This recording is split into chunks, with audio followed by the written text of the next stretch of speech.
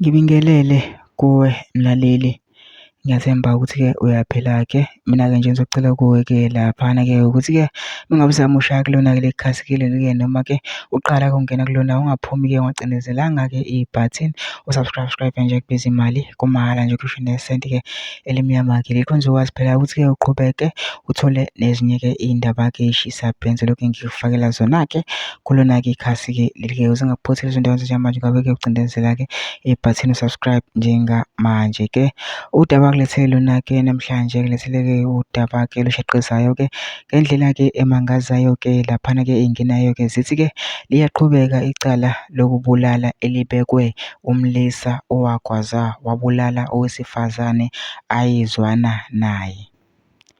USiphamandla Khumalo wagwaza owayeyintombi yakhe uNomfundo Msibi amanxeba angu-22 endaweni yokupaka izimoto eGateway Mall eThekwini ngo-Agasti 4 ngonyaka owedlule.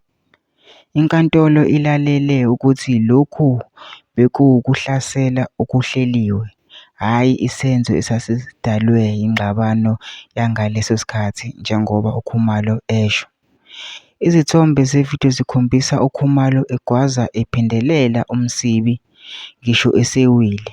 Umshushisi uthi uKhumalo ubonakala kwividiyo evimba umufi ukuthi ahambe ngesikhathi bexabana, nokuthi emva kwesikhashana abonakale esemgwaza ephendelela.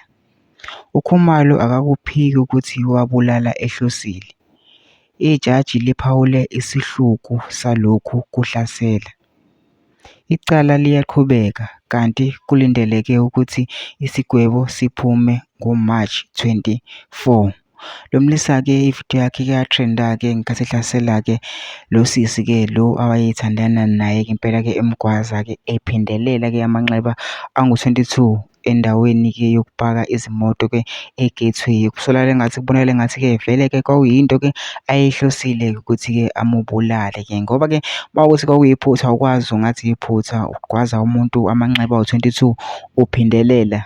Kwakuyinto-ke kuthiwa-ke ayeseyihlelile-ke kusho-ke laphana ngokubona-ke kwejaji-ke wenkantolo-ke lapha. Mase cela lapha ngene ama-comment section-ke fusha uvo lakho ukuthi wena ucabangani-ke ngalo-ke udaba-ke lolu-ke bese wenze kulungile nje ungixhase-ke ucindezele-ke ibhathini subscribe nje akubizi imali kumahhala nje ukhishwe nesenti-ke elimnyama-ke leli khonza ukwazi phela ukuthi-ke uqhubeke uthole nezinye-ke iy'ndaba-ke ezishisa bhenzi lokhu ngiza nazo nje ngiloke ngikufakela zona-ke kulona-ke ikhasi-ke leli-ke kusukela-ke manje.